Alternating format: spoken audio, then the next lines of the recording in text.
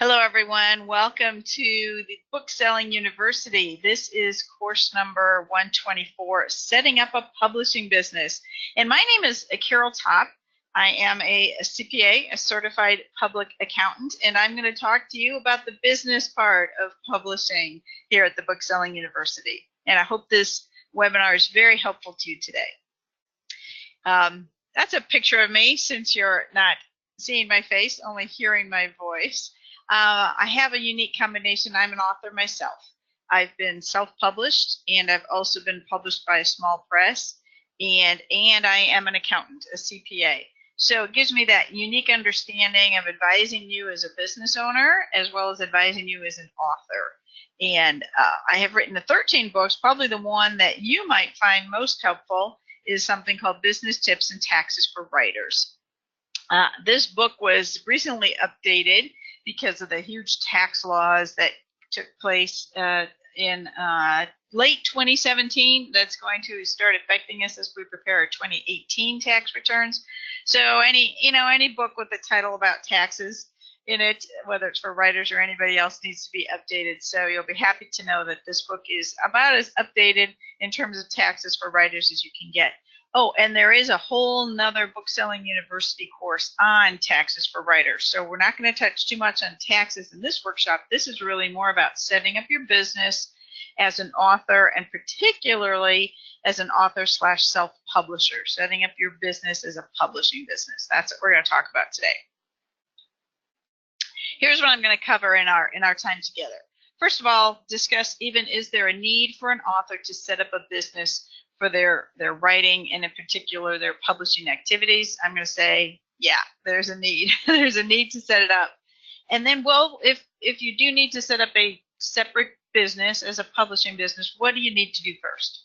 I've got 4 things you'll need to do first. You can do them quite quickly within a week, not too time consuming. It won't even take a whole week. I mean, 40 hours. No, I just mean you can get it done in a few days. And then I also want to discuss or touch on, well, what the kind of things can wait for later. Because, you guys are not first and foremost business owners or operators. You're first and foremost writers and authors. And of course, nowadays, most writers and authors need to also be business owners in some sense. But there's some things you need to do first, and some things that can obviously wait until a little later, months, weeks, and even years later.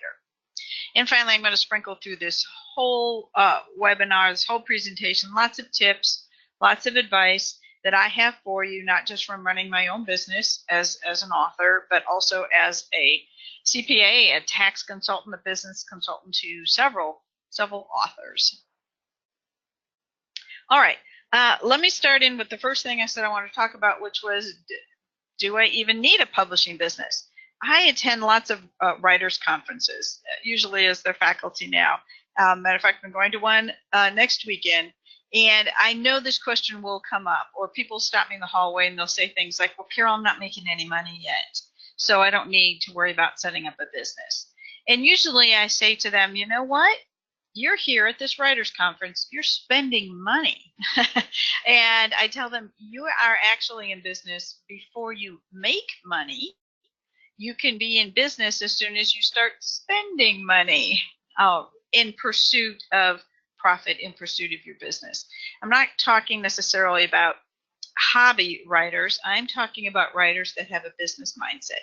And basically, if you are listening to these workshops, these classes, these sessions here at Bookselling University, you already have more of a business mindset than the, quote, hobby writer, or the writer who's just writing their own works for the love of writing and doesn't make any intention of selling the product. You, dear audience, should have a business mindset. Therefore, you should probably set up a separate business for your writing and publishing. We'll talk about how to do that, of course, next. And I think having that business mindset of saying, I am a writer, I am an author, I have a business for my publishing activities, that is the first step on the road to success, is being a successful writer who makes money at it. And that's what I define as success.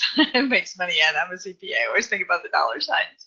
But also setting up this separate publishing business lends an air of respect and legitimacy to your ventures as a writer. Because honest truth, anybody can call themselves a writer. They can call themselves an author.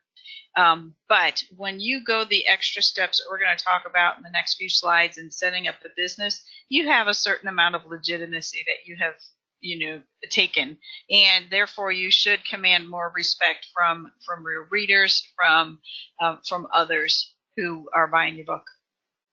And ultimately, again, here I go as the CPA again, but one of the reasons you want to set up a separate publishing business is because it's easy to do tax preparation.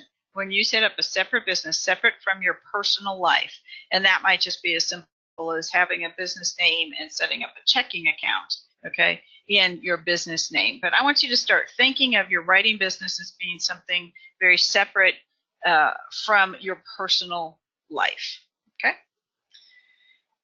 So what do you need to do first? I hope that was short, but I hope I convinced you that, yes, you as audience of this workshop should be setting up a separate business for your publishing, writing activities. What do you need to do first? Here's what you need to do first, 4 things. I'm going to tell you, first of all, there's a very super simple method to setting up your publishing business. And if I do this in a live conference, I like to say, everybody stand up, and just to get them moving, and say, or if you're at home, look in the mirror and say, I am a publisher. And this would be if you're a self-published author. And a lot of us are, even if we have other books that have been published by, traditionally, like I am still a self-published author for most of my books. But anyway, you just stand up in front of a mirror and say, I'm a publisher. That's it, folks. That's it. That, in the United States, it's actually pretty easy to set up a business. And this is as simply as you could do it. Just say that you are. That's it. But there's definitely pros and cons to this super simple method. So I'm going to discuss that next, and I'm going to convince you to take just a few extra steps to make your business look a little more established, a little more legitimate than just saying, I am a publisher in front of a mirror. Okay, here's the advantages of just saying to yourself, I'm in business, I am a publisher. Well, it's easy, quick. You use your name as the business name, okay, meaning you don't have a separate business name. So, for example, my name is Carol Topp, and when I first started doing tax returns for clients, I was simply doing that business as my name, Carol Topp. I had no different business name. It wasn't, Top Accounting Services or the best accountant in Cincinnati, or no business name at all. It was just my name. So that's what's super simple about starting a business. I did not have what's called an EIN, or employer identification number, for my business. I simply used my Social Security number on my tax forms. And if anybody ever asked, which they didn't at the time, because they didn't, but I was in business. I was preparing tax returns. I accepted people's checks when they paid me for the tax returns, and that's all it took to be in business. Okay, the disadvantages of me starting that way is I had no company name. Now CPAs don't always need a company name, but you as an author, you as a publishing business probably should. Think about this. If you opened up the cover of a book and it says Sally Jones is the author, and on the inside the publisher is Sally Jones Publications. What does that scream? It screams self-publisher. Self-publisher didn't want to do anything. Didn't even want to go to the effort to create a publishing name. Okay. So getting a different name for your publishing company makes you look more legitimate. Also, this super simple method of just standing in front of a mirror and saying you are in business means that you must use your Social Security number for any royalty checks that might come your way, any contracts with publishers, or say print on demand services like Ingram Spark or Create Space or something like that. I don't like my Social Security number being out there too many places. I prefer instead that you use an employer identification number. You can get that number for free from the IRS. Go to irs.gov, type in EIN, or just Google EIN from the IRS. Don't pay to get it. They're free from the IRS.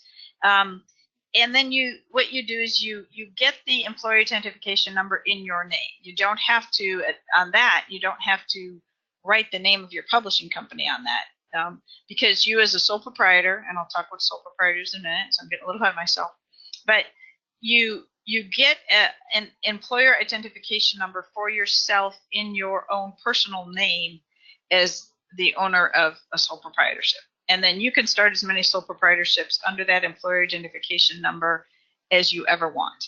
So I have an employer identification number, and all it says is Carol Topp. Carol Topp is an employer identification number, and I have a social security number. But for business purposes, I only use my employer identification number. And then I have several different businesses that I have named. One of them is my publishing company, Ambassador Publishing. Another one is the name of a website that I have called Homeschool CPA. Another one, okay, I've got a couple of them. I'll talk about names in a minute. But what I'm telling you is when you get your employer identification number, don't put your business name on it. Just leave it generic, your legal name. Got it? Okay. So anyway, those are the pros and cons of that super simple method. What I want you to do is to maybe take a few more steps. This is where I got 4 more steps to get just a little more structured than that stand in front of a mirror and self-declare you're in business as a publisher. And the first one would be to pick a business structure. All right. There are 3 types of business structures that for-profit businesses can have in the United States. My tip to you is start off as the first and most simple kind of business structure, which is called the sole proprietorship.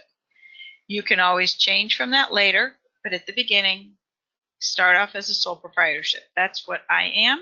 Carol Topp CPA is a sole proprietorship, and I will probably always stay a sole proprietorship. There's no reason for me to change to one of the other structures. So let me explain to you what those other structures are, just because you might hear them. And to be honest, some of them sound kind of exciting, even kind of sexy, if you will, you know, but probably unnecessary, and there are no tax advantages to them. So here's a picture. I hope this helps explain to you what the different types of businesses, these are for tax purposes, but that's what we care about. The different kinds of 3 kinds of businesses that the IRS recognizes for businesses in the United States. The first one is a sole proprietorship. Then there's partnerships, you probably heard of them, and then there's corporations. Okay, so a sole proprietorship is like a single family house. There's only one owner to the house. In a sole proprietorship, there's only one owner. In my case, me. In your case, you. You are the owner of this business, okay? Probably 80%, maybe more, of all businesses in the United States are sole proprietorships, meaning there's only one owner. The next kind, and that's probably 99% of authors and self-published authors, are sole proprietorships. Okay. The next type of business entity that can be created in the United States, which I don't usually recommend, is a partnership. It's like living in a duplex. It's a little too close for comfort, but a partnership is one or more owners. And it's taxed slightly differently. There's a different tax form involved for partnerships and sole proprietors. You have to decide on how you're splitting the profits. I say that forming a partnership is like being married, but you're not in love.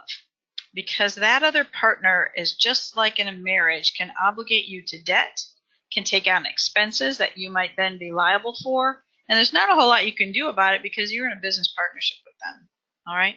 It's easy to get into, takes a lawyer to get out of. So I say avoid partnerships. Now you may have working arrangements with, say, a co-author or maybe an illustrator or something like that, but don't make them a partnership, a business partnership. Instead, each of you keep your own separate sole proprietorships and just have a working arrangement, which you may even want to write up in some kind of a contract or a deal, but have your own separate sole proprietorships and just agree to work together on a book project, but not form a business partnership. You don't need to be married to anybody than your spouse. Okay, the last type of business, which maybe you've heard of course, is called a corporation. Think of that as like an apartment building with lots of people, lots of owners, even. The owners are called shareholders. And there are two types of corporations in the United States. One is a S Corp, and the other is a C Corp. And these just come from chapters of the IRS code, Subchapter S and Subchapter C. Okay. Subchapter S or S Corps, you can think of as being small corporations. It's not what the S stands for. The S stands for the part of the IRS code, but you don't want to be reading that.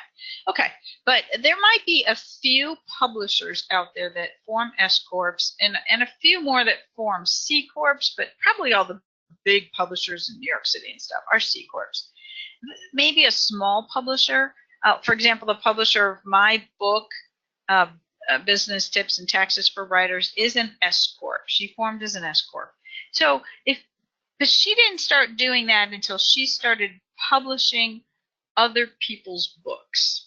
Okay, and I have some guidelines of when you might want to consider becoming a corporation, but I'd say probably not if you are just yourself, only one worker, one employee in the business.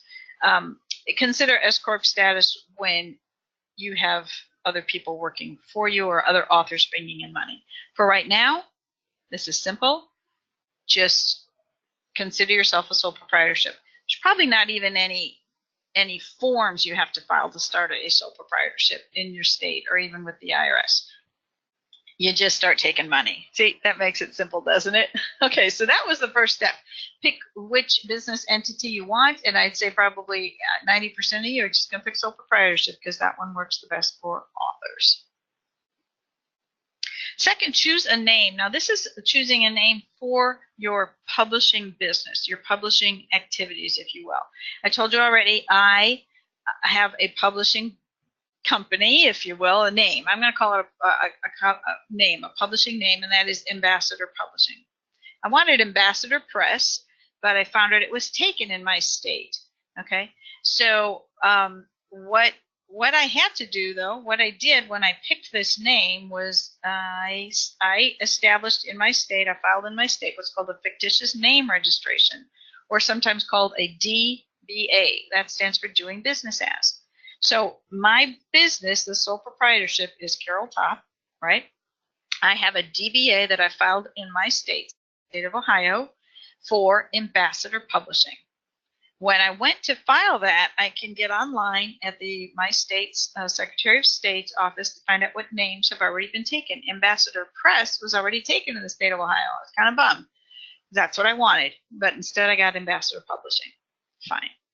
Now, how do you find out what your state's form looks like? By the way, it cost me $50, I think, one time. I think the state of Ohio every 5 years wants to know if I still want the name, and I do, and I can't remember if I had to pay a fee to continue the name or not. I can't remember. If I did, it was so small, right? I can't remember it. Okay. Well, how you find out what your state's requirements are is, well, you can Google it, but here I found a good website for you to go to, dbafilingonline.com. And there they have a list of DBAs by state. Wonderful. You know, it's wonderful to live in America, but it is complicated too because our states might all have different rules, different forms you need to file, different fees they might charge. But for every different type of business you start, and if you want to accept money in the name of that business, you need a separate DBA or fictitious name registration filing. And then you probably need to go to the bank and take them your DBA paperwork and say, look, I'll give you this to your bank. Here's your copy. So you know, if someone writes a check to Carol Topp, CPA, the business name, fine, no problem. When they write a check to Ambassador Publishing, and I want to deposit into Carol Topp's checking account, this actually happened. There was a new teller at the bank, and he saw these checks written out to Ambassador Publishing, like royalty checks, okay? And he's like, what's this? And I said, well, it's one of my DBAs. He said, what's that? He was a brand new teller. I could tell he'd never been in business, didn't know much. And I said, that's my fictitious name. That's my doing business as. He had to call over his manager. And she started telling me how I needed separate checking accounts for my different doing business as names. And being a CPA, I knew that wasn't correct. I knew that wasn't true. And I told her that. And I said, no, that's actually not true. I can deposit all my checks under all my different business names into one account if I want to. And for me, I do, because everything I do is related to being Carol Topp CPA. If I had a completely different business like dog walking, I would probably want a DBA, a fictitious name registration for Carol's Dog Walking Services, right? And I might want a separate checking account for that, because that's so different from my publishing and from my CPA, my accounting business. I could separate out my publishing stuff, but all my publishing stuff is so closely related to me being an accountant. I put them all in one checking account, one employer identification number, but lots of different DBAs, one for my publishing company, one for a couple different websites for people who write checks to the website. Okay, does that make sense? So, first of all, you established what type of entity you are, and I say sole proprietorship. Start that way. It's easy. It's going to fit most of you for the rest of your business life. And second, choose a name. Choose a name for your publishing activities. And of course, you don't have to use the word publishing or press in it if you don't want to. It could be, you know, oh, my father-in-law had a very generic name for his business, Horizons Unlimited. Do you like that? You can see if your state has that available, if someone's chosen it. But with a name like Horizons Unlimited, or Dreams Coming True, whatever, you can do just about anything with a business name like that. All right, step number 3 to get beyond that super simple method of just declaring that you're in business is to get an employer identification number. Now I already talked a little bit about this, but employer identification number, I'll repeat it because this may be brand new to you guys and I want to be very clear, stands for employer identification number. It's kind of like a social security number, but for businesses or nonprofits. In your case, it's a business. You're setting up a business. You don't have to be an employer. You don't have to have employees. It's just what the thing got called. It's just what this number got called. It looks a little different from a social security number because it's 2 digits, then a dash, and then 7 more digits. Okay? But you should protect this number just like it's your social security number. Don't give it out too far and wide. Don't put it on your website. Okay? It's an identification number, so you kind of want to protect it. But how you get it is you go online to irs.gov. I strongly suggest you Google first IRS form SS-4. That's the form you will fill out online. But you want to know what they're going to ask first before you hop online and start filing it, right? Again, it's free, so no problem there. And you get it instantaneously. And when you get your number, make sure you print it out, in case you forget it, or, take a screenshot of it and print it out, save it forevermore. It's like I said, relatively easy to get. But if you have any questions about what to type up on this SS4, ask one of 2 people. Ask me. All right. My name is Carol Topp. You can find me at taxesforwriters.com. Spell out the word for, F-O-R, taxesforwriters.com. It'll be at the end of this presentation. I would much rather you ask me a quick question about filling out this SS4 than you do it wrong. Okay? Or, if you have a local CPA, of course, use them. They'll steer you in the right direction. All right. And I already said this earlier, but I want to repeat again. You only need that one employer identification number for your sole proprietorship for as many businesses as you will ever own or operate. You just have different doing business as names, which might be, again, at your state level that you apply for those, not with the IRS. The IRS doesn't care really what you call your business. They care what your employer identification number is. All right? So that's how you go and get one. Pretty easy. Won't take you very long. Online, get it instantaneously. It kind of also helps you think of your business as being a little bit separate from you as well. You should. Oh, here we go. Here is the SS4, the start of the form. You'll see what kind of stuff. And here I filled it out with my information, basically. Not telling you too much, though. My legal name of the individual for whom the EIN is being requested. That is my name, Carol Topp. I see how I left line 2, trade name of business. I left it blank. Now, remember, I have those fictitious name registrations in the state of Ohio. I have like 3 of them, but I am not filling out an identification number for any one of those. I left that blank. There's my mailing address, my city, my state, blah, blah, blah. The name of the responsible party, well, that's me, and I have to put in my social security number on box 7B, but as you see here, I'm not telling you my social security number. I keep that thing secret because I do worry about identity theft, so I'm not giving it to you. Down on line 9, I'm skipping line 8 about being an LLC, but we will talk about LLCs later in this presentation. That's something you can wait for later. We're right now talking about the things you need to do right now to set up your publishing business. Getting your name, but you see I'm not putting it on the EIN form. Why? Because I can start as many businesses under this one EIN as I ever want to. I just call them different things. So I checked the box sole proprietor, and here I repeated again my social security number. Yes, I put it on line 7B, and I'm repeating it again on line 9A. So that's just a little start of what that form looks like. And it goes on to ask a bunch of other questions that probably don't apply. Again, the IRS has forms that apply to sole proprietorships, to huge organizations. I mean, look, it's at the top of this form. It says this is for use by, and there's a whole list of organizations that use this form: corporations, partnerships, trusts, estates, churches, governments, blah blah blah. So understand that there are big chunks of this form, as you see, that might be blank because they don't apply to you. I hope that's helpful to see what that form looks like. Again, pull it up, Google it first, and then go online and apply. And you'll only do this once. Because once you get an EIN, one EIN for your sole proprietorship, you don't need another one forevermore. Okay, the fourth and last step in our quick start to your publishing business is getting sales tax registration. This is sometimes known as a vendor's license or reseller's permit. Different states call it different things. But if you are going to be selling your book in your state, or definitely if you go out of state, you need to get this vendor's license. I'll call it a vendor's license from any state that you visit, or especially the one you live in. All right. Now, how do you know how to get one of these? Well, again, 50 states, it gets complicated. So go on over to taxjar.com or Google taxjar.com, how to register for sales tax permits in your state. You can even Google, your state name, taxjar.com, Ohio sales tax permits. And they will lead you in the right direction to get this permit. Here's a picture.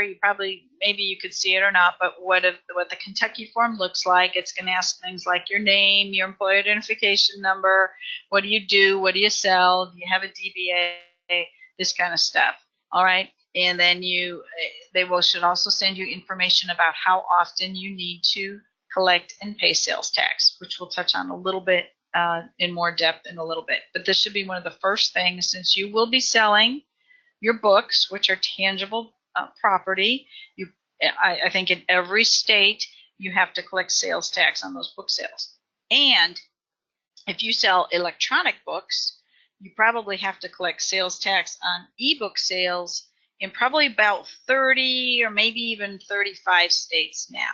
So sales tax gets complicated. Just start right now with registering getting it as a vendor who's going to be selling books and ebooks, and we can dive in a little deeper about how often you need to be remitting the sales tax that you collect later. But this is what you do now. Okay, so that's not too bad. Those first steps won't take you very long. And the sales tax, the vendor's license, that might cost you a little bit. I think I pay $25 to the state of Ohio for my vendor's license. Whew, that was a lot to absorb. Go back and listen to anything you need to have repeated. Now I'm going to dive into some topics of what you can save for later, weeks, months, even years later. And here's what we're going to talk about: banking, record keeping. Don't put that off too long. You need to do record keeping pretty much from the beginning, or the third one, taxes, are going to be a mess. And of course, if you're listening to this in December, well, taxes come, they're going to be due very soon, so you're not going to put that off too long. We will touch on out-of-state sales. I want to talk about LLC status since I promised you I would do that. And finally, we'll wrap up with, if you get the idea that you want to publish others, some things you might want to consider. All right, so that's enough to cover in the next few minutes. Let's see how we do. Okay, banking. I strongly, strongly, strongly beg you, plead with you, do whatever I can to tell you you are in business, act like it, and get a separate checking account. Have your personal life in one checking account, and please go to the bank and set up a different checking account, a business checking account. If you use PayPal, also set up a different PayPal for your business account, okay? And maybe it has a different email address that might be associated with your website, you know. So I actually have 3 different PayPal accounts. One for my personal life, one for my business life, and one that we use just for shopping, you know, kind of a junk PayPal account, if you will. But please go set up a separate checking account. It makes life easier when you prepare your taxes. It keeps you in that business mindset. Okay. Now, if you're brand new, you say, well, how am I going to set up a checking account, Carol? I don't have any money. Well, you do what we CPAs call seed the checking account, SEED, like planting a seed. Seed the checking account with money from your personal life and make it a nice round dollar amount, maybe $1,000 or $2,000, whatever you think you need to start out your publishing business. Put that money in there. It's called an owner's transfer. Okay. It's not income to your business. It is merely moving money, if you're a sole proprietorship, between 2 bank accounts. So it's not considered income on your tax return. And then when your business is profitable and you have enough money in there, put that, write a check back to your personal life out of your business account and move the money out of your business account back into your personal account. And that, again, is not a tax deductible expense. It is merely a transfer of money between 2 bank accounts owned by the same person, you. And we call that an owner's draw.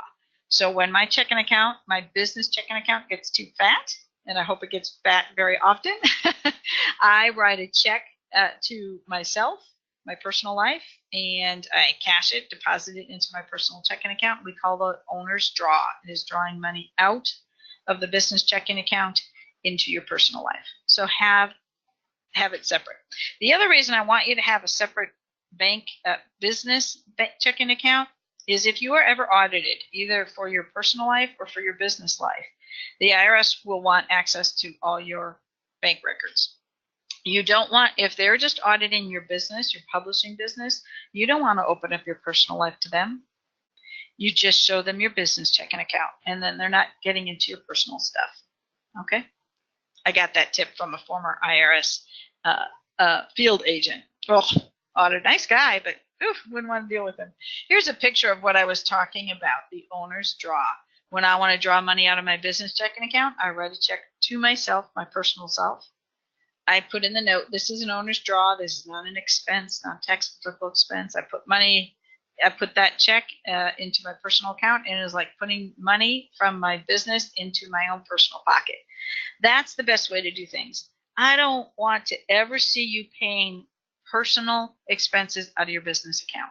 Leave your business checking account for only business expenses. So I once had a tax client who had a business account, and he gives me his bank statements to do his tax return as well as receipts, and I'm seeing things like he's using the business debit card at the grocery store, and he's using the business debit card at the veterinarians and at the pediatricians.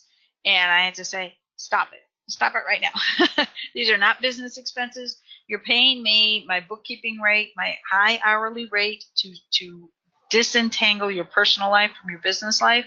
Instead, he should have been doing this owner's draw, moving money from his business checking account to his personal life and paying his personal vet bills and grocery store bills and pediatrician bills from his personal life. Okay, let me touch on record keeping. I know you hate record keeping. I know you are authors, you are word people, you hate dollar signs. I get that. I'm a CPA, and even I don't really like record keeping that much, but it is almost a guarantee of success. The more record keeping, the more consistent you do record keeping is one of the strongest indicators of business success around. probably even better than, you know, the best book ever in terms of best writing book. Nope, it's record keeping. So let me help you out with a record keeping spreadsheet I created. And I created this specifically for writers, so you can find it over at taxesforwriters.com. This is for free. I'm not going to charge you for a spreadsheet, but I designed this. My own tax clients use this. It's a spreadsheet where each tab is a different month of the year. So, you know, you should keep one of these spreadsheets blank, you know, and then copy it into another one with the year, with the name, you know, Business Records 2018. And then for each month, you record what your income that came in that month is, and you record any expenses that you had by category. And the categories are the columns across the top. These match the categories on the tax return. So when my client Dan, who's a self-published, well, he's not a self-published author. He's a published author with royalty checks. He writes down in the column called income what income check royalty checks he receives. Then he also records for me what he spent on buying his own books. That's the category called purchases of inventory, mileage, where he drove around doing things. Maybe he has a little bit of advertising expense, like he prints up postcards and things like that. It's all lovely for him to use. It keeps track of where he spent his money. He can see if he's being profitable or not. And he just fires me off this spreadsheet at the end of the year. I may ask a few questions, but everything is so organized. Doing his tax return is a breeze because he has done record keeping. So go ahead and download that for free. Feel free to share this with people. You know, have them go to my website instead of just handing out the spreadsheet, and tell them, hey, you know, tell your writers groups, hey, here's a spreadsheet written by a CPA, very simple to help writers keep track of their income and expenses. You can, if you want to, and if you're brave, graduate to accounting software. This is pretty helpful if you have multiple books, as I do. I said 13, actually 14 now. Well, the latest one was an ebook. And you know, if you need to manage inventory, QuickBooks, which is the granddaddy of accounting software, is what I use, but I'm an accountant. Okay, so I find it wonderful to use to keep track of my inventory as I'm shipping books hither and yon, or as I'm ordering books, or as I'm collecting money for, you know, clients, consultations, things like that. QuickBooks is wonderful for me to use. Might be a little overcomplicated for you. So there is something a little simpler called Wave Accounting. I think the website is actually called waveapps.com. It's free. QuickBooks costs money. QuickBooks costs anywhere from $10 to $25 per month and up. From there, you would probably never need to pay more than the $25 a month version, but still, nevertheless, that's every month. Wave is free. It's online in the cloud. That's nice. You can access it for anywhere. It's backed up. It does not handle inventory terribly well, though. Okay, so if you have different books with different prices, Wave may not work well for you. You may have to graduate to something like QuickBooks. And what I recommend there is, of course, talking to somebody like an accountant, or go on to QuickBooks. They have pro advisors, what they call them, people who are trained to use QuickBooks. Watch some videos. Go to YouTube, type in QuickBooks, and there's lots of videos to watch about how to set up QuickBooks and how to use it. So there's some good free training out there if you think this is a step you need to go. If you're not sure, you know, fire me an email and we can discuss how to operate your business in the most simple but the most accurate method. So I was at a conference recently, and an author was selling his books, and he told me how he operates basically his money as inventory. He writes novels. They're all pretty much about the same size in terms of print format, and he sells them for the same price. So he says, Carol, at the end of the year, I don't really keep track of each title of the book that I wrote. I don't even keep track of each title that I sell. He kind of can see which ones are more popular than others as he's selling them. But he says, so at the end of the year, I just count how many books I own. I have 100 books. I know they cost me $5 each to print. This is getting into the tax stuff a little bit. But his record keeping is very, very simple because all his books cost the same to print up He sells them for the same price. His record keeping is really easy. He does not need something like QuickBooks. Okay? He just needs to count his inventory at the end of the year. But for more details on that, you'll have to watch the workshop on taxes. Oh, speaking of taxes, I'm just going to touch on this the tiniest little bit because it's too much to cover in this workshop. So you'll want to go on over to Booksellers University course number 125, Tax Tips for Authors. Most of you are going to be filing this tax form called a Schedule C. This is for businesses, sole proprietorships. I told you earlier, partnerships, yes, and corporations file completely different tax returns. They're more complicated. You will pay a lot more. The Schedule C is part of your personal income tax return, and that gets included with the 1040. And you know what? Probably one thing about taxes you care most about is tax deductions. Yeah, because we love those, because those reduce our taxes. So what you'll probably want to do is head on back to my website, taxesforwriters.com, and down in the lower right corner of the home page, you can get a tax deduction ebook that I wrote. And all it costs you is your email. So you get signed up for my email list, which I hope is helpful to you anyway. But you get a copy of this electronic book I wrote about tax deductions specifically for you guys as writers. And I go over what the categories are that are typical for writers, but also what the categories are on this tax form. Because again, this tax form is for all kinds of businesses. I mean, everybody from dog walking to accountants to writers to actors, right? So there's going to be big parts of this Schedule C that do not apply to you. So don't freak out about that. Just go head over to watch Booksellers University course number 125, and you'll find out what the most common tax deductions for authors are and where they get put on the tax form.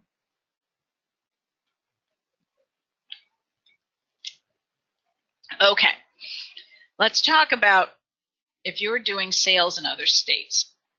This gets a little complicated, all right? Because again, we live here in the United States with each state having different laws about sales tax, what's taxable, what's not, different rates, things like this.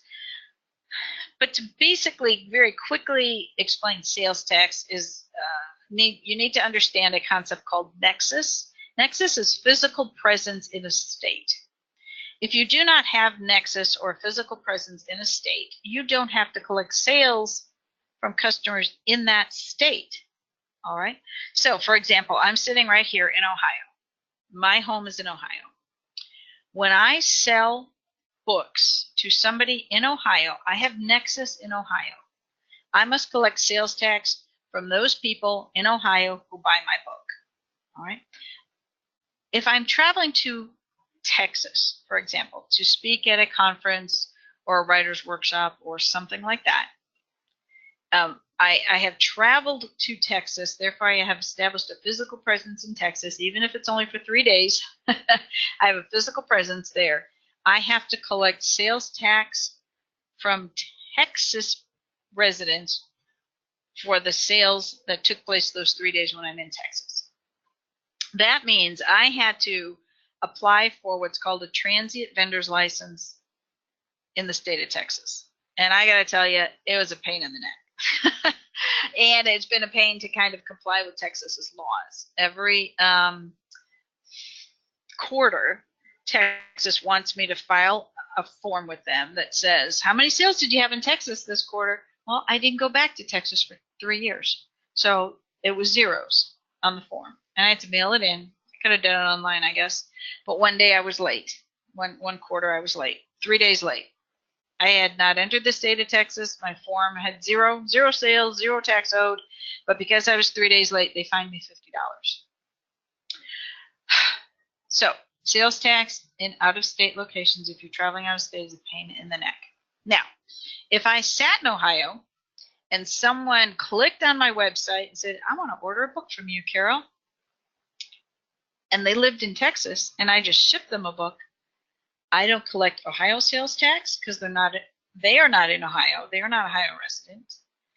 And I don't have to collect Texas sales tax because at that point, at that time of sale, I did not have nexus or physical presence in Texas. I was sitting in Ohio selling a book and shipping it. I hope that's clear. Back up the video and listen to it again if you have to.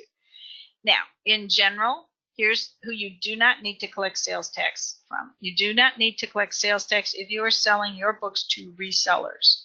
You only collect sales tax when you are making the sale to the final purchaser. But if you're selling your books to a bookstore or to Amazon or to, an in-between, a middleman, you don't collect sales tax. They are a reseller. They are selling to the final customer, the final purchaser. They collect sales tax. Okay. So I have an author friend of mine who doesn't like to sell her own books, mostly because she doesn't want to deal with sales tax. So when she does a conference, she doesn't take her books. She says, please buy the books online. Okay. I think she's missing out on sales and royalties and all that stuff, but that's her decision. You typically do not have to collect sales tax on purchases to nonprofit organizations or schools, but that varies by state. Almost all schools are exempt from paying sales tax, so if you're doing school programs and the school pays for the books, you don't have to collect sales tax from the school. More likely, each parent is buying the book. You have to collect sales tax from the parent. All right? And if you go to a different state, you better make sure you have applied for a transient vendor's license and figured out how to get that state their sales tax. Right now, if you stay in your state and only ship books out of state, you do not have to collect sales tax from shipping a book out of state. All right, that's for now. The Supreme Court's going to decide that case here in the summer of 2018, and we'll see what happens with what we are calling cross-state sales or e-commerce or electronic sales. But right now, your website does not establish nexus. But again, this is going to be a big decision when the Supreme Court decides it, and I'll make sure I put something on my blog post about whether anything changed for writers who are shipping books out of state. Okay, phew, enough about taxes, I hope. Let's see. Let's change this up just slightly, since it still has to do with your publishing business, and talk about limited liability company status. You've probably heard of this. Limited liability company, LLC. What it means is, let's break down the word since we're word people. It means that you have established a company, a business, and you have established this company, this business, so that your liability, which is, you should think lawsuit. When you hear the word lawsuit, think money from a lawsuit, is limited. It's limited to the company. So here's what LLC status does. It limits the liability, which means the money from a lawsuit against your business, to the assets of the business. It's kind of like putting this fence around your business and saying, hey, public, if you want to sue Carol Topp, CPA, LLC, I added LLC status to my business. You can get the assets of the business, but you can't touch my personal assets. I have limited my liability to the LLC by filing paperwork in my state to form a limited liability company for my sole proprietorship. See how I have the picture of the single family house there? I am still a sole proprietorship. I still file the same Schedule C I showed you a few slides ago. It did not change my tax status to add LLC status to my sole proprietorship. So I think of LLC status as the fence, limiting the liability around my business, okay? But it doesn't change my tax status. Do you as an author need LLC status? Maybe, maybe not, okay? If you feel like there is some risk of someone suing you for what you write, you might want to get limited liability company status. If you feel like the risk is small, don't bother. I would say probably most authors do not have limited liability company status for their writing. Okay. I don't think any of my current clients who are authors have LLC status. I decided to get it because I'm a CPA. I do a lot more things that people might sue me for, giving them bad tax advice, stuff like that. I also have insurance, professional liability insurance. Most authors do not need that. Again, lawsuits against authors are fairly small. But if you were doing other things like ghostwriting, editing, you might want to consider limited liability company status. You get it at your state level, okay? And it's probably just a one-time fee. I think I paid $125 one time to the state of Ohio to add limited liability company status to my sole proprietorship. If you want to know more, there are some articles on my website. taxesforwriters.com. Heck, you know what? Buy the book. Buy the book. Dear authors, buy my book. It covers LLC status in a chapter, and that is one of the chapters I expanded when I updated the book for the current 2018 edition, because I felt like I wanted to explain more LLC status for writers. So definitely worth, the $15 price of the book to understand and cover your risk that way. Last thing I want to touch on, I hope this has been helpful for you, is publishing others. So maybe you love the publishing world so much that you want to publish other authors' books. Here's just a few tips. As a business person, as a CPA, we'll definitely have a contract. Oh, yes, a written contract that spells out exactly what the royalty rates will be, who owns the rights, what you're buying, what you're not buying. I'm not going to go into that. That's the lawyer stuff. But you must be ready and able to keep track of sales and therefore royalties that you owe to your authors. If you're not keeping track of your own sales very well because you don't like record keeping, I know, you're probably not ready to publish other people, because the record keeping just expands all the more. All right, as you have to keep track of sales for that author's books and give them the proper amount of royalties. And it's also at this point of publishing others that you might want to consider moving from a sole proprietorship with or without LLC status, but probably with sole proprietorship with LLC status, to actually being an S corporation, especially if your profit, now I put here, if your revenues are more than $50,000 a year. Let me scratch that word revenues, which means your total income coming in. Maybe think more about your profit, which is your money after expenses. If your profit's more than $50,000 a year, now that's when you might consider S corporation. I was just talking to a CPA friend of mine today, and her threshold's actually a little higher. She thinks more like 80,000, but that's not written down in the Irish Code anywhere. Those are just our parameters of, hey, if you're below those numbers of $50,000 or $80,000 of profit, it's not even worth it to you from a tax perspective to become an S corp, and that's really all S corp structure buys you, is a tax benefit. I'm not going to go into that now. This is not a talk on taxes, but again, it's covered in a chapter in my book, Taxes, Business Tips and Taxes for Writers.com by Carol Topp. So, and this is also a point where you want to sit down maybe and talk to a CPA about, hey, run the numbers with me keeping as I am as a sole proprietorship, and then please run the numbers, meaning an estimate of your taxes, if I were to form an S corporation, and they will talk to you about whether it's worthwhile or not. Okay. If you are interested in a little more legal stuff, which I don't really get into very much, you might want to know about this book and this author. She is an attorney called Helen Sedgwick. This is the Self-Publisher's Legal Handbook. So I said, if you want to publish other authors, or if you were self-published yourself, and of course you're watching this Bookselling University seminar, you probably are, get this book. It is excellent, okay? And the reason I know it's excellent, well, I read it, and I went immediately to her chapter on taxes, okay? So here's an attorney writing about taxes. She was spot on, people. She knows her stuff, all right? So if you need more, this is not a book on taxes. This is a legal handbook. Excellent. She also has a sample contract in the back, and she tells you what kinds of things you should look for when you are publishing other people, or when you are getting a publishing deal, or if you are a self-publisher and you're dealing with publishing companies. She will help you avoid getting scammed too. So highly recommend Self-Publisher's Legal Handbook by Helen Sedgwick.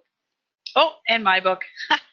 I've mentioned enough times already. Business Tips and Taxes for Writers, available wherever books are sold. But if you go to Amazon, I lose half the price of the book to Amazon, so probably better to go to my website at taxesforwriters.com, buy it there. You also get an autographed copy if that's important to you.